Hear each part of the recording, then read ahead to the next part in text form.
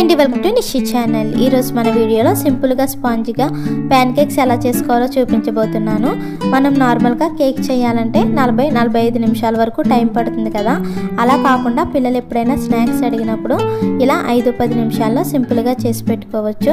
మనం ఇలా ఒకసారి చేసామంటే 5-6 రోజుల వరకు పాడవకుండా ఇలా స్పాంజీగా ఫ్లఫీగా ఉంటాయి.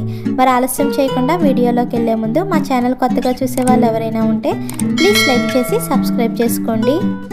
ముందుగా ప్యాన్ కేక్స్ చేయడానికి ఒక మిక్సింగ్ బౌల్ తీసుకుని 1 కప్పు వరకు పంచదారని వేసుకోవాలి.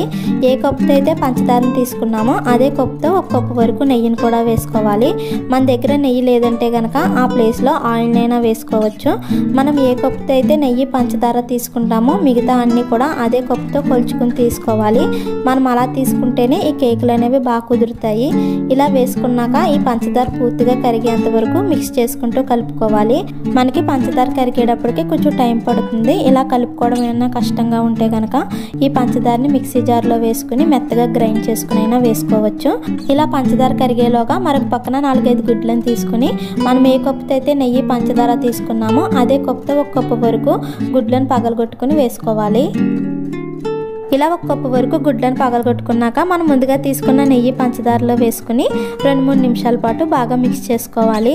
ఒకవేళ కోడిగుడ్డు వాడని వాళ్ళు ఉంటే కనుక ఈ ప్లేస్లో 1 కప్పు వరకు పెరుగునైనా వేసుకోవచ్చు.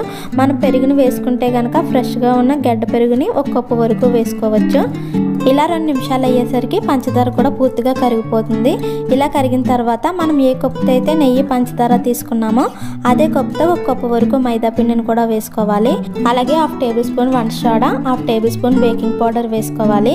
మన దగ్గర బేకింగ్ పౌడర్ లేదంటే కనుక 1 టేబుల్ స్పూన్ వరకు వంట సోడాని వేసుకోవాలి. అలాగే కేకులు మంచి ఫ్లేవర్ రావడం కోసం 1/2 టేబుల్ స్పూన్ యాలకుల పొడి కూడా వేసుకుని బాగా మిక్స్ చేసుకోవాలి. మనకు పిండి అనేది ఎక్కడా కూడా పిండి ముద్దలు లేకుండా బాగా కలుపుకోవాలి. మనకి ఇక్కడ చూపించే విధంగా పిండి అనేది ఇలా కలుపుకోవాలి. నేను చెప్పిన కొలతలతో కలిపితే కనుక మన పైన ఎక్స్ట్రా పాలను కానీ ఏమి కలపాల్సిన అవసరం లేదు. పిండి అనేది ఇలా కొలతలతో కలుపుకుంటే మన కేకులు అనేవి బాగా వస్తాయి. ఇలా పిండి కలిసిన తర్వాత గ్యాస్ పై గుంట పొంగనాల ప్యాన్ పెట్టి మంటను లో ఫ్లేమ్లో పెట్టి హీట్ చేసుకోవాలి. ఇలా ప్యాన్ హీట్ ఎక్కిన తర్వాత అన్ని గుంటల్లోని నెయ్యిని వేసుకోవాలి. ఇలా నెయ్యిని వేసుకున్నాక మనం ముందుగా కలుపుకున్న పిండిని తీసుకుని 1-2 టేబుల్ స్పూన్ వరకు వేసుకోవాలి. మనకి ఈ గుంటల నిండా వేసుకోకూడదు, ఎందుకంటే ఈ కేకులు ఉడికేటప్పటికే కొంచెం పైకి పొంగుతాయి కాబట్టి కొంచెం తక్కువగానే వేసుకోవాలి. మనకి ఈ కేకులు ఉడకడానికి ఎక్కువసేపు టైం ఏమి పట్టదు. 1-2 నిమిషాల్లోనే ఈ కేకులు అనేవి రెడీ అయిపోతాయి. అందుకని ఈ కేకులు చేసుకునేటప్పుడు దగ్గర ఉంటూ చూసుకుంటూ చేసుకోవాలి.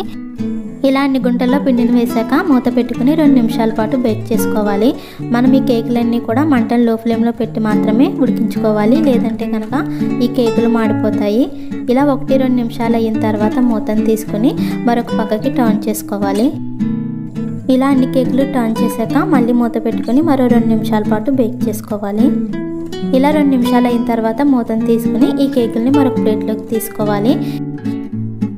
ఇలా ప్లేట్లోకి తీసుకున్నాక నెయ్యిని వేసుకుంటూ మిగిలిన పిండిని కూడా ఇలాగే కేకుల్లా చేసుకోవాలి. అంతే, చాలా సింపుల్గా ప్యాన్ కేక్స్ అయితే రెడీ అయిపోయాయి.